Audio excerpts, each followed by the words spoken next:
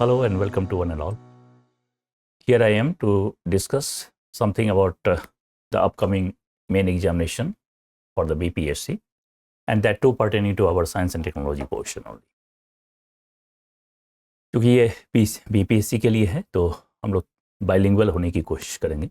वैसे medium obviously चूँकि English रहेगी तो ज़्यादा से ज़्यादा डिस्कशन हम लोग इंग्लिश की ओर ही रखेंगे। As far the science and technology portion is concerned, whatever the nature of the question is there for the BPSC, previously they are sticking to mainly to the plans and policies of the government of India. If you look into your syllabus for the science and technology part, you can find that there is only one-liner syllabus for you for the main examination for science and technology. और उसमें ये कहा गया है कि role and effect of science and technology, role and impact of science and technology in the development of India and specifically with concern with Bihar. यानी भारत में जिस तरीके से साइंस एंड टेक्नोलॉजी का विकास हुआ है उसकी क्या भूमिका हो सकती है, उसका क्या प्रभाव पड़ सकता है, और फिर ब्रैकेट में ये भी है कि अगर बिहार के संदर्भ में कुछ डेवलपमेंट्स हुए हैं तो उसे भी आपको चिन्हित करना पड़ेगा। Now, as far as the whole of the syllabus is concerned, even for the UPSC, and if you go through the real nature of the questions which they have asked so far, you can find that basically their motto is to know that one aspirant's in what way he is or she is actually knowing the real development of science and technology, particularly in India. And whenever we are talking about the technology, that is basically the practical aspect of science. Science जैसा कि आप जानते हैं कोई भी जो specific knowledge होता है उसी को हम लोग साइंस बोलते हैं। तो नॉलेज को एक्यूमुलेट करना ही काफ़ी नहीं है। In order to accumulate knowledge, the practicality is that you will have to utilise that knowledge. और जब आप नॉलेज को एम्प्लॉय करते हैं, जब आप नॉलेज को इस्तेमाल करते हैं, प्रयोग में लाते हैं, तो जिस तरीके से उसको आप प्रयोग में लाते हैं वही जो डिवाइस होती है, वही जो टूल होता है, उसको हम लोग टेक्नोलॉजी कहते हैं। So in one sense we can say that actually the application of the knowledge, the scientific knowledge, is nothing but technology. अब टेक्नोलॉजी के कई रूप हो सकते हैं। There are many forms of technology. Basic technology is there, fundamental technology is there, absolute technology is there. लेकिन जो प्रश्न हमारे बनते हैं, whatever the kind of the questions are there, not only in the BPSC but also for the UPSC, you can say, basically they ask the question from applied science only, applied technology only. और जब हम applied technology कहते हैं उसका सीधा मतलब ये होता है कि किस रूप में टेक्नोलॉजी का इस्तेमाल आजकल पूरी दुनिया में किया जा रहा है और खासकर भारत में किया जा रहा है। And the real purpose of technology is in what way it could be effective to enhance the prospects of the societal level, the prospects of economy of the country. So as far as the socio-economic development of the country is concerned, that is the sole motto of technology. जैसे आप space technology को इस्तेमाल कर रहे हैं, तो space technology का मतलब हुआ कि सैटेलाइट्स को हम लोग लॉन्च कर रहे हैं, एक से एक सैटेलाइट्स लॉन्च हो रहे हैं, कुछ रिमोट सेंसिंग हैं, कुछ जियो स्टेशनरी सैटेलाइट्स हैं, कुछ कम्युनिकेशन सैटेलाइट्स हैं, कुछ अर्थ ऑब्जर्वेशन सैटेलाइट्स हैं। तो जो रियल पर्पस है वो यही है कि कैसे इस सैटेलाइट्स के प्रयोग के द्वारा हम कम्युनिकेशन के स्तर को ऊपर लेकर के जाएं, हम एजुकेशन के स्तर को ऊपर लेकर के जाएं, कैसे जो ग्रामीण अंचल में लोग रह रहे हैं वो बेहतर से बेहतर उपयोग कर सके इंटरनेट का या फिर अंतरिक्ष प्रौद्योगिकी का, कैसे वो बाजार भाव को जान सकते हैं, कैसे हमारी जो मिट्टी है, हमारे जो पर्वत हैं, हमारी जो भी रिसोर्सेज हैं, in what way they could be very much instrumental for the very benefit of the country. तो इसलिए टेक्नोलॉजी का जहाँ तक बीपीएससी के मामले में हमारा मानना है कि हमें बहुत ही ज़्यादा साइंटिफिक होने की ज़रूरत नहीं है। इनफैक्ट अगर आप प्रीलिम्स के सिलेबस को देखें तो वहाँ पर तो स्पष्ट कह दिया गया है कि आपका जो एक कहते हैं ना कि बहुत ज़्यादा वैज्ञानिक नॉलेज की ज़रूरत नहीं है उन चीज़ों को या उन प्रश्नों को करने की, और मुझे लगता है कि वही चीज़ यहाँ भी अप्लाई होता है। लेकिन चूंकि आपको इसमें चीज़ों को विस्तृत रूप में लिखने की ज़रूरत होती है, कहीं ना कहीं आपको एनालाइज करने की ज़रूरत होती है, इसलिए मेरा ये मानना है कि भले ही plans and policies of the government core part होगा हमारे टेक्नोलॉजी के लेवल का, लेकिन इसका मतलब ये नहीं है कि टेक्नोलॉजी को हम नहीं जानेंगे। You will have to go through the technology, and when you say that we have to go through the technology, that means you will have to know the real theories behind any of the technology, the real concept behind any of the technology. उस technology का objective क्या है, क्यों इस technology को लाया गया। कोई भी टेक्नोलॉजी हो, नैनो टेक्नोलॉजी हो, बायोटेक्नोलॉजी हो, सुपर कंडक्टिविटी हो, लेसर टेक्नोलॉजी हो, स्पेस टेक्नोलॉजी हो, डिफेंस टेक्नोलॉजी हो, मिसाइल टेक्नोलॉजी हो, है ना, एनर्जी टेक्नोलॉजी हो, तो आखिर उस टेक्नोलॉजी को हम क्यों इंट्रोड्यूस कर रहे हैं। तो अल्टीमेट गोल तो यही है कि कैसे हम सोशियो इकोनॉमिक डेवलपमेंट अपनी कंट्री का कर सकते हैं, and for that matter of course we are employing that technology. लेकिन इसके साथ साथ हर टेक्नोलॉजी की अपनी एक कह सकते हैं कि कंसर्न होती है, और इसलिए जो ऑब्जेक्टिव ऑफ द टेक्नोलॉजी होती है वो हमें जानना पड़ेगा। ऑब्जेक्टिव को जानने के बाद हमें यह भी जानना पड़ेगा कि उस टेक्नोलॉजी के आने से किस तरह का इंपैक्ट पड़ेगा। लेकिन सवाल ये उठता है कि जब हम टेक्नोलॉजी के ऑब्जेक्टिव को जानेंगे और उसके इंपैक्ट को जानने की कोशिश करेंगे या रोल्स को जानने की कोशिश करेंगे, so obviously you will have to go through the real concept behind that technology. बगैर कंसेप्ट को जाने हुए हम ना तो इंपैक्ट को डिफाइन कर सकते हैं, ना उसके रोल को डिफाइन कर सकते हैं। और इसलिए अक्सर कहा जाता है कि कुछ चीजें छिपी होती हैं, हिडन होती हैं, जो आपको जानना चाहिए। और मैं इसलिए इस बात पर जोर दे रहा हूं कि इंटरव्यू के लेवल पर जब आप जाते हैं, साक्षात्कार के स्तर पर, तो वहां पर चूंकि कोई सिलेबस तो होता नहीं है, और जब वहां पर कोई सिलेबस नहीं है तो अगर आपसे नैनो टेक्नोलॉजी के बारे में कुछ प्रश्न पूछे जाते हैं तो निश्चित तौर पर आपके जो इंटरव्यूअर होंगे उनको पूरा अधिकार बनता है इस बात का कि वो आपसे ये जानने की कोशिश कर सके कि आखिर ये नैनो टेक्नोलॉजी का जो ऑब्जेक्टिव है वो क्या है, नैनो टेक्नोलॉजी का कंसेप्ट क्या है, नैनो टेक्नोलॉजी के पीछे अप्रोचेज क्या हैं, और नैनो टेक्नोलॉजी के आ जाने से क्यों इसको future of technology of the future कहा गया है, भविष्य की प्रौद्योगिकी कहा जाता है। और नैनो टेक्नोलॉजी अगर आ गई है तो उसके चलते किस तरह के इम्पैक्ट पड़ रहे हैं, चाहे सोसाइटी की हम बात करें, चाहे हम कंज्यूमर्स की बात करें, चाहे हम इंडिविजुअल्स की बात करें, चाहे हाउस होल्ड की बात करें, चाहे कंट्री एज ए होल की बात करें, फिर उसकी रोल क्या हो सकती है, किस तरीके से वो हमारे जो स्तर है, हमारे जो लिविंग स्टैंडर्ड्स हैं उसको एनहांस करने का काम कर सकता है। So what kind of prospects are there for nano technology. और यदि प्रॉस्पेक्ट्स उसके पीछे हैं, यदि वो कुछ इम्पैक्ट डाल रहा है, यदि उसका अपना कोई रोल है हमारी सोसाइटी के अंदर, हमारी इकोनॉमी के अंदर, so what kind of steps have been taken by the government of India, in what way government is actually boosting the scope of this nano technology. इसलिए पूरा का पूरा जो एस्पेक्ट होता है, जो स्फेयर होता है, पूरा का पूरा जो पेरिफेरी होती है, उसको कहीं ना कहीं कवर करने की जरूरत पड़ती है, क्योंकि आपको नहीं पता कि जो मेन का एग्जामिनेशन अब ले रहे हैं उसमें से प्रश्न के किस खंड को उसको पूछने की कोशिश करेंगे। जैसे ही रोल्स एंड इम्पैक्ट की बात होती है तो निश्चित तौर पर उसमें वो तमाम चीजें शामिल हो जाती हैं जो कि भले ही कोर टेक्नोलॉजी का हिस्सा ना हो। अब ये कोर टेक्नोलॉजी क्या हुआ, मैं उसको भी थोड़ा सा डिफाइन कर लूंगा। तो भले ही वो कोर टेक्नोलॉजी का हिस्सा नहीं हो, लेकिन क्योंकि आपको वो टेक्नोलॉजी पढ़नी है, so obviously you will have to know that technology very well. And whenever we are talking about the core technology, so obviously they would never ask you that in what way a satellite is being manufactured or fabricated. किसी satellite को कैसे बनाया जाता है, ये सवाल हमसे नहीं पूछे जाएंगे, क्योंकि वो स्पेशलिस्ट का काम होता है, वो वैज्ञानिकों का काम है। हम वैज्ञानिक नहीं हैं, ना आप वैज्ञानिक हैं। So obviously there are three concerns or three parts we can say under the science and technology part. And they are, if you come to that, they are, when you say science and technology, so under this science and technology scope, there are three concerns which we have to cover. The first one is what is that? What is the technology? What kind of technology is this? The second thing is why the technology is there. What would happen if we have adopted that kind of technology?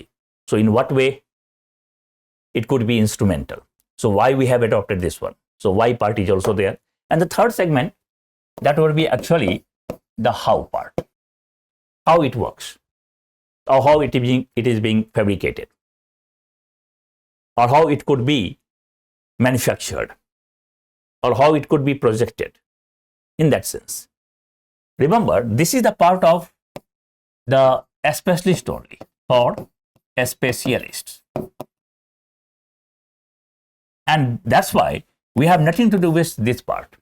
जो how का part होता है ना, कि जैसे मान लीजिए एक सैटेलाइट को हम कैसे लॉन्च करते हैं, ये जो कैसे लॉन्च करना हुआ, हमारे बस की बात नहीं है कि हम इसको बता सकेंगे आपको। मोटे तौर पर बताना एक अलग चीज है, लेकिन स्पेसिफिकली चीजों को बताना वो वही बता सकेंगे जो कि स्पेस साइंस जिन्होंने पढ़ रखी है। और आपसे कमीशन इस बात की उम्मीद नहीं करता है कि आप उसको ये बताएंगे कि एक स्पेस सैटेलाइट को कैसे लॉन्च किया जाता है, because this is the part of the specific only.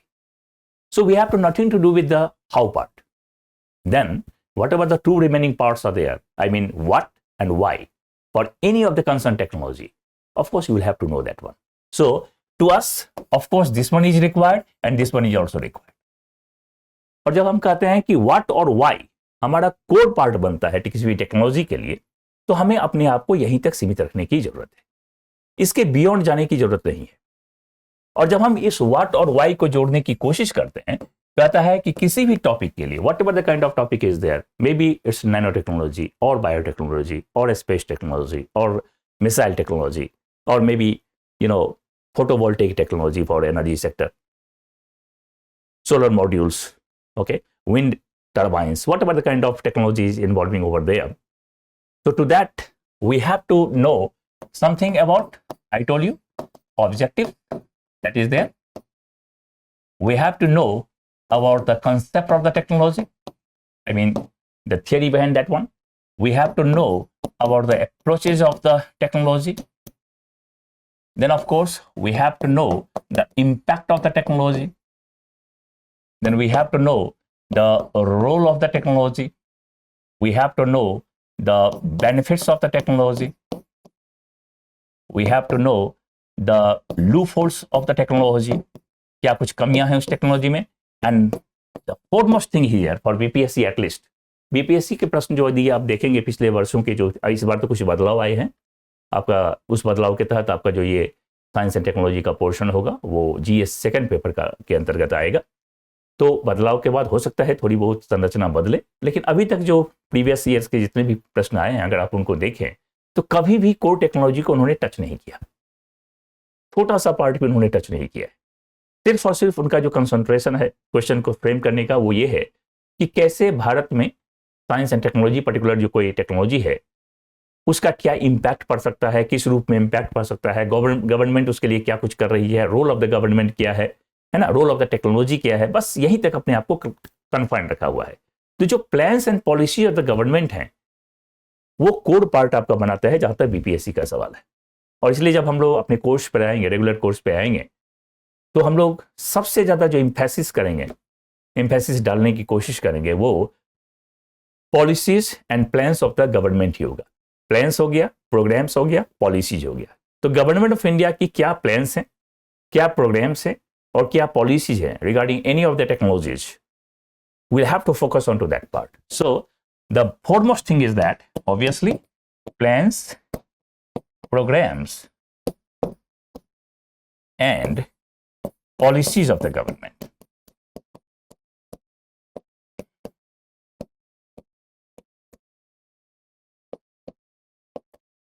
तो इन सारे कंसेप्ट्स को, इन सारे पार्ट्स को, इन सारे कह सकते हैं कि एस्पेक्ट्स को हमें समेटने की जरूरत होगी जब हम किसी भी टेक्नोलॉजी के थ्रू जा रहे होंगे. So obviously, as far as the whole of the science and technology is concerned, we are not entering into any kind of topic right now. Just our motto is to know in what way it could be beneficial for you, in what way you'll have to emphasize upon the science and technology portion. क्योंकि देखिए, जो commission होता है उसकी तैयारी एक process होती है. It's nothing but a kind of process. And whenever you are going through any kind of process, of course your main intention should be how to concise your workload. ये बहुत आसान होता है कि मैं आपको ये कह दूं कि ये किताब पढ़ें, ये चीजें पढ़ लें आप, वहाँ से ये चीज़ें ले ले, वहाँ से ये चीज़ें ले ले। लेकिन सवाल ये उठता है कि केवल आपको साइंस एंड टेक्नोलॉजी ही नहीं पढ़नी है, आपके पास पढ़ने को बहुत सारे सब्जेक्ट्स हैं, बहुत सारे डिसिप्लिन्स हैं। So our intention should be, in fact yours intention should be in what way we can concise our subject matter. Subject matter को जितना ही ब्रॉडन करते चले जाएंगे आपका बर्डन बढ़ता जाएगा। तो एक होता है वर्क करना, just go for doing some work, और एक होता है स्मार्ट वर्क करना। Now the edge is not to work only, the edge is how you can work very smartly. और स्मार्ट वर्क की परिभाषा यही है कि जो चीजें प्रैग्मेटिक हैं, whatever the things are pragmatic, whatever the things are relevant, whatever the things are to the point, of course you will have to stick to that point only. तो preparation जो एक process होता है, उसमें सबसे बड़ी दिक्कत ये होती है कि हमें नहीं पता होता है कि हमें किन चीजों को लेना है और किन चीजों को छोड़ना है। मेरी शुरू से ही मान्यता रही है कि जब कभी भी आप किसी प्रोसेस के थ्रू जाते हैं या किसी तैयारी के लिए जाते हैं, किसी भी तरह की तैयारी के लिए, तो आपको पता होनी चाहिए कि ये रास्ता हमारा होना चाहिए। There must be a kind of blueprint before you. अगर आपको रास्ते का पता हो तो कहता है डेस्टिनेशन आपको मिलना ही मिलना है। और रास्ता क्या होता है? तो रास्ता ये होता है कि जितनी भी खराब चीजें होंगी जो कि हमारे किसी काम के नहीं है, you will have to eliminate those things. आप उसको अपने से अलग कर दीजिए। और जैसे ही आप तमाम चीजों को जो आपके लायक नहीं थी आपने उनको अलग कर दिया, अब जो एक्सट्रैक्ट आपके पास बचा है, of course you will have to adopt that one. तो जो चीजें इतनी थी, आपने रास्ते में चलने के क्रम में बहुत सारी चीजों को अलग कर दिया। जाहिर सी बात है अंत में आप देखेंगे छोटा सा एक पार्ट है जो कि हमारे लिए बचा हुआ है। Now that is the gist. उसको आपको ग्रैस्प करना पड़ेगा, उसको आपको फोकस करना पड़ेगा, and you will have to assume that one, you will have to consume that one in fact. और यदि आप उसको सही ढंग से कंज्यूम कर लेते हैं, वाई और व्हाट के तौर पर, इन सारे एस्पेक्ट्स के तौर पर, अगर मैं साइंस एंड टेक्नोलॉजी की बात करूं, that means you have done your job. तो कहते हैं कि जो आपकी सक्सेस की स्टडी होती है उसके पीछे दो चीजें होती है। एक होता है परस्पिरेशन। परस्पिरेशन का मतलब होता है पसीना बहाना, मेहनत जिसको आप कहते हैं, हाउ टू वर्क, कितनी मेहनत आपने की है। और कहता है कि 90% जो सफलता होती है आपकी, निश्चित तौर पर वो आपके परस्पिरेशन पर डिपेंड करती है। लेकिन बड़े से बड़े लोगों ने कहीं ना कहीं भाग्य के पुट को, जिसको डेस्टिनी आप कहते हैं, उसको कभी कभी इंस्पिरेशन भी कहा जाता है परस्पिरेशन के रिगार्डिंग। तो बड़े बड़े दार्शनिकों ने भी, बड़े बड़े महापुरुषों ने भी ये कहा है कि आपकी जीवन की सफलता के लिए कुछ हद तक भाग्य का सहारा भी जरूरी होता है। और ये बात निश्चित तौर पर कमीशन के संदर्भ में भी, चाहे कोई भी नेचर हो कमीशन का, स्टेट लेवल की हो चाहे वो यूनियन लेवल की हो, वहां पर भी ये बात लागू होती है। कम से कम इंटरव्यू के दौरान तो जरूर लागू होती है, क्योंकि आपको नहीं पता होता है कि आपसे जो प्रश्न पूछे जा रहे हैं वो किस सेगमेंट से पूछे जाएंगे। हो सकता है कि आपसे वो सेगमेंट पूछा जाए जो जिसके बारे में आप बिल्कुल नहीं जानते, आप पूरी तरह से तैयार नहीं थे। और जाहिर सी बात है ऐसी कंडीशन में आपकी जो सफलता है वो संदिग्ध हो जाती है। तो 10% कहने के इंस्पिरेशन होता है। अब मैं एक छोटी सी अगर बात करूं कि साइंस एंड टेक्नोलॉजी में जैसे हमने कहा कि आपको इस व्हाट वाले हिस्से को लेना है और इस वाई वाले हिस्से को लेना है, तो अगर मैं बात करूं कंटेंट की, अगर मैं बात करूं जो जिस पर हमारी जो रेगुलर क्लासेज हम लोगों की होंगी, हमारे इंस्टीट्यूट के द्वारा जो भी चीज़ें ऑफर की जाती हैं आपके लिए, या जो भी चीज़ें मैनेज की जाती हैं आपके लिए, डिज़ाइन की जाती हैं, उसमें अगर हम क्रमशः चीज़ों को रखने की कोशिश करें साइंस एंड टेक्नोलॉजी में, तो मुझे लगता है कि हम लोग एनर्जी सेक्टर को सबसे पहले रखेंगे ऊपर। और इस एनर्जी सेक्टर के दो एस्पेक्ट्स हो जाएंगे। एक एस्पेक्ट होता है जिसको हम लोग रिन्यूएबल एनर्जी कहते हैं, और दूसरा हो जाएगा जिसको हम लोग न्यूक्लियर एनर्जी कहते हैं। तो दो रूप में एनर्जी को हमें देखना होगा। दूसरा इसमें आता है स्पेस टेक्नोलॉजी का हिस्सा, और इस स्पेस टेक्नोलॉजी में खासकर तीन चीजों को हम लोग स्पेसिफाई करते हैं। एक पोलर सैटेलाइट्स को, जिसके लिए PSLV बनता है, पोलर सैटेलाइट लॉन्चिंग व्हीकल्स।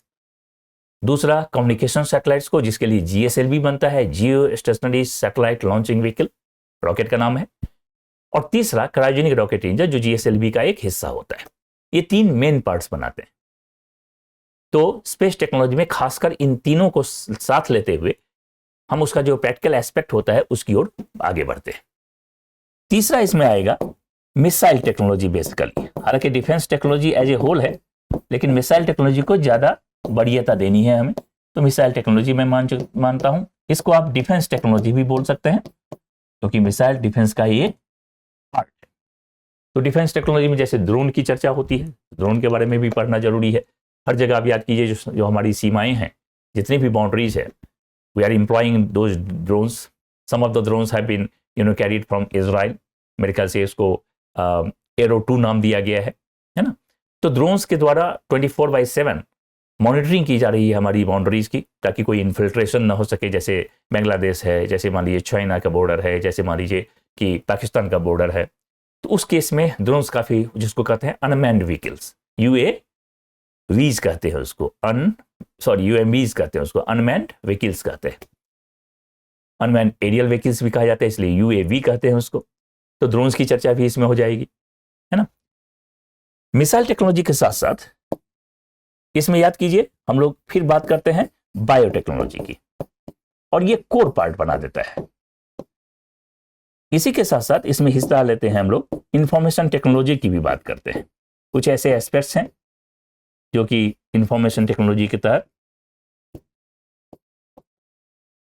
हमारे सामने आते हैं। लेकिन इंफॉर्मेशन टेक्नोलॉजी में एक खासियत ये है कि ज्यादातर जो प्रश्न पूछे जाते हैं, अगर पूछे जाते हैं, तो वो करंट एस्पेक्ट से ही रिलेटेड होते हैं। बाकी में करंट एस्पेक्ट होता है, लेकिन उतना नहीं जितना कि आईटी में होता है। आईटी का पूरा जो क्वेश्चन होता है, वो निश्चित तौर पर पिछले 6 महीने 8 महीने के अंदर जो भी आईटी सेक्टर में डेवलपमेंट्स होती हैं, उसी पर केंद्रित होती है। यानी कह सकते हैं कि पूरी तरीके से ट्रेडिशनल पार्ट इसमें नहीं पूछता है।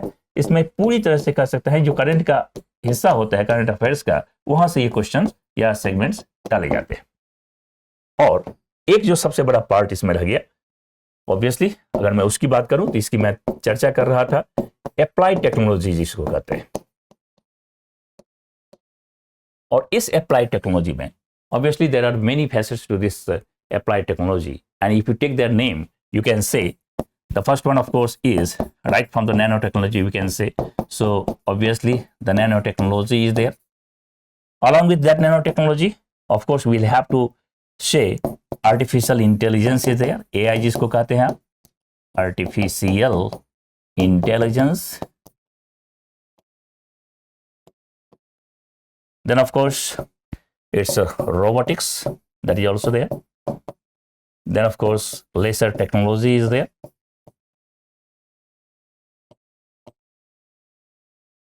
Then of course we can go for this supercomputers,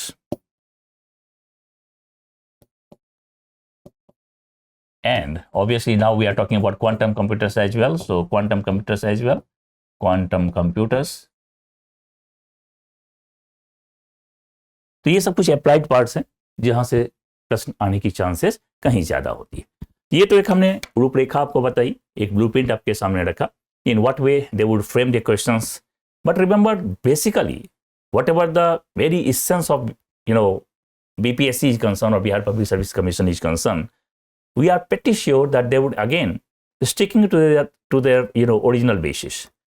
और ये ओरिजिनल बेसिस क्या है उनका फ्रेमिंग ऑफ द क्वेश्चंस के लिए? कहता है वो गवर्नमेंट की प्लान्स, गवर्नमेंट की पॉलिसीज, गवर्नमेंट के जो प्रोग्राम्स हैं, जो रोल होता है किसी भी टेक्नोलॉजी का, जो इम्पैक्ट होता है किसी भी टेक्नोलॉजी का, वहीं तक अपने आप को स्टिक करेंगे। ये 5 चीजें मेनली आप मान लीजिए, role of the technology, impact of the technology, of course plans of the government, policies of the government, and of course programmes of the government. ये 5 ऐसी चीजें हैं। जब हम प्लान्स एंड पॉलिसीज की बात करते हैं तो याद कीजिए उसी प्लान्स एंड पॉलिसीज में से कई सारी चीजें सामने निकल के आती हैं, जो कि हमारी जो अभी जो एग्जिस्टिंग गवर्नमेंट है, of course that government is putting some sort of thrust onto these kind of things. We can take the example of Digital India. We can take the example of Atmanirbhar Bharat. We can take the example of Make in India. We can take the example of Swachh Bharat Abhiyan. So all these are actually the specific programs which are very much thrusted by our government. तो कुछ ऐसी चीजें हैं plans और policies के तहत जो कि उससे निकल करके सामने आती हैं। और इसलिए जब भी हम किसी भी टेक्नोलॉजी को सामने लेकर के चलेंगे, उसके बारे में बात करते हुए निकलेंगे, तो कहता है कि टेक्नोलॉजिकल एस्पेक्ट तो लेना है आपको, क्योंकि टेक्नोलॉजी आप पढ़ रहे हैं तो उस टेक्नोलॉजी के बारे में आपको जानकारी रखनी चाहिए। लेकिन उस टेक्नोलॉजी का जो हाउ वाला हिस्सा होगा कि कैसे ये टेक्नोलॉजी काम करती है, हमने कहा कि this is not our business, and in fact if you indulge yourself into that kind of business, that will be rather disasters for you. यदि आप अपने आप को उस टेक्नोलॉजी के कोर पार्ट में झोंकने की कोशिश करेंगे तो कहता है ये आपके लिए अच्छा नहीं होगा। बजाय इसके कि आप उसके कोर पार्ट में जाने की कोशिश करें, it will be always preferable to go for some other parts of the general studies और to indulge yourself into the kind of optional subjects as well. तो ये प्रोस्पेक्टिव वे हो सकता है हमारा कि हम पहले चीज़ों को चिन्हित कर लें कि क्या क्या टॉपिक्स हमारे सामने में होंगे, जैसे हमने यहाँ पर एक मोटे तौर पर लिया, और फिर हम उसमें जो ये लास्ट एस्पेक्ट था यहाँ वाला, plans, programmes, policies and of course यहाँ पर देखिए रोल्स वाली पार्ट हमने की, इम्पैक्ट वाली पार्ट की, ये जो 5 सेगमेंट्स हैं उसको स्पेसिफिकली हमको फोकस करके तमाम जो टेक्नोलॉजी के एस्पेक्ट्स होते हैं उसको समेटना होगा। और यदि हम ऐसा कर पाते हैं तो निश्चित तौर पर हमें कहीं ना कहीं जो क्वेश्चन फ्रेम की जाती है उसको कह सकते हैं कि उसको एनालाइज करने की या उसको आत्मसात करने की हमारे में क्षमता आ जाती है और हम चीज़ों को आसानी से कर ले जाते हैं। जैसे मान लिया कि नैनो टेक्नोलॉजी का ही एक हम एस्पेक्ट अगर लें, एक उदाहरण लें, so obviously you will have to cover many of the facets to nano technology. What exactly nano technology is? तो हम सब जानते हैं कि नैनो टेक्नोलॉजी, नैनो का मतलब होता है 10⁻⁻⁹। तो the technology which is based on the nanometre scale, यानी 10⁻⁹ मीटर के स्केल पर जब पार्टिकल साइज को हम रखते हैं, बहुत ही छोटा पार्टिकल हो गया ऑब्वियसली, क्योंकि एटम का जो साइज होता है वो याद रखिए 10⁻⁻12 होता है, और नैनो पार्टिकल जो होती हैं उसका साइज होता है 10⁻⁹। So obviously a nano particle is 1000 times larger than that of N atomic particle. एक एटम से नैनो पार्टिकल जो होगा वो लगभग 1000 गुना बड़ा होता है। तो if we have the nano particles, तो कहता है नैनो पार्टिकल पर आधारित प्रोडक्ट्स हम क्यों बना रहे हैं? Why nano technology is called as the technology of the future? जरूर इसमें कुछ खासियत होगी, और इस खासियत को समझने के लिए in fact in what way the nano technological products और nano products are better than that of the normal products. जो नॉर्मल प्रोडक्ट्स बनती है, मान लीजिए नॉर्मल लिपस्टिक बनती है और उधर नैनो लिपस्टिक भी है। नैनो लिपस्टिक के लगाने के फायदे ये हैं कि वो नॉन स्टिकी होती है, एक बार आपने अप्लाई किया वो लंबे समय तक आपके होठों पर बनी रहेगी, उसमें परमानेंसी होती है, उसका लाइफ स्पैन ज़्यादा होता है, वो स्टिकी नहीं होता है।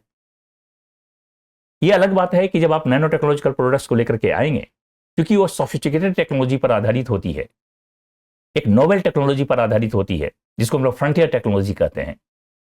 इसका मतलब साफ है कि उसकी जो कॉस्ट होंगे कहीं ना कहीं जो नॉर्मल प्रोडक्ट्स होते हैं उससे कहीं ज़्यादा होंगे। ये इसका डिमेरिट जरूर है, लेकिन हम सब जानते हैं कि कॉस्ट में और डिमांड में एक इंटर रिलेशनशिप होती है। So when the cost is more, of course the market says that you have to supply more and more to the market. Market में जैसे ही प्रोडक्ट की सप्लाई ज़्यादा होगी तो ऑब्वियसली डिमांड ग्रो करेगा, तभी सप्लाई हो रही है, और जब डिमांड ग्रो करता है, सप्लाई ज़्यादा होती है, तो निश्चित तौर पर जो प्राइस होती है वो धीरे धीरे कम होती चली जाती है। सो अभी नैनो प्रोडक्ट्स की जो एक लिमिटेशन है वो ये है कि ये कॉस्टलियर होती है, no doubt about that, but then why we prefer the nano technological product, why they are better? So obviously that can be defined और that can be analysed based on their concept of the nano technology. अब nano technology का concept क्या है? Nano technology के उस concept को समझाने के लिए of course we are having two approaches, one is the top down approach and the other one is the bottom up approach. अब ये दोनों अप्रोचेज क्या होती हैं? जब आप अप्रोचेज समझ लेंगे उसमें फिर देखेंगे कि इन दोनों के बीच में डिस्टिंक्शन क्या है, कौन बेहतर होता है। तो इन what way the top down approach and the bottom up approach is distinguishable, दोनों में अंतर कहाँ पर, कैसे हम कर सकते हैं। And finally of course we will have to go for in what way nano technology would be very much instrumental for the consumer sector, for the energy sector, for the agriculture sector, for the medical health sector, and of course for electronic sector. Different जो sectors हैं उसमें nano technological products का क्या role हो सकता है, क्या impact पड़ सकता है, किस रूप में उसको हम लोग अप्लाई कर सकते हैं, इन what way they would be applicable, in what way they can be used, and of course if they can be used in a very magnificent way, in a very pragmatic way, then the question is there any loopholes to that? कहता है कि क्या nano products के कुछ कमियां भी है क्या? कहते हैं बहुत सारी कमियां हैं. There is not a single technology which you can say that it is having the benefits only. If a technology is there, of course there will be some pros and then there will be some cons also.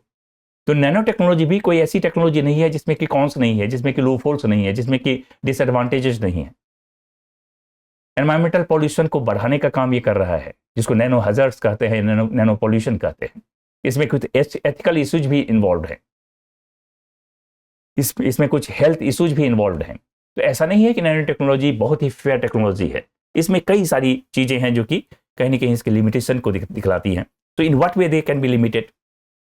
और सबसे अंत में obviously अगर nano technology future technology के तौर पर हम लोग ले रहे हैं तो कहता है कि फिर इसको प्रमोट करने के लिए इन what way the government of India is coming up. कैसे वो उसको बूस्ट करना चाह रही है, गवर्नमेंट ऑफ इंडिया ने क्या कुछ किया है. तो नैनो टेक्नोलॉजी का हमारा जितना भी है कार्यक्रम या पॉलिसीज या प्लान्स, कहता है उसको डीएसटी रेगुलेट करती है. डीएसटी मतलब department of science and technology. And we all know that this Department of Science and Technology actually comes under the MST, Ministry of Science and Technology. तो Ministry of Science and Technology के अधीन जो DST है, यानी कि Department of Science and Technology, वही सारी चीज़ों को मॉनिटर कर रही है इंडिया में कि नैनो टेक्नोलॉजी का कैसे डेवलपमेंट हो सकता है. And for that matter, of course, this DST has launched one of the missions that is called as NSTM. पहले उसको नैनो मिशन कहा जाता था शॉर्ट में, अब उसको कहते हैं NSTM कहते हैं, nano science and technology mission कहते हैं. And that was started in the year 2007. 1000 crore रुपए से उसकी शुरुआत हुई थी वहां पर. तो ये जो प्रोग्राम्स की हम बात कर रहे हैं, गवर्नमेंट ऑफ इंडिया के अप्रोच की बात कर रहे हैं, वो हमारा सिग्निफिकेंट पार्ट बनता है चाहे किसी भी टेक्नोलॉजी की आप बात करिए. So obviously in this short video I tried my level best to define the things in what way we can go ahead with the kind of topics attached with science and technology portion for the BPSC main examination.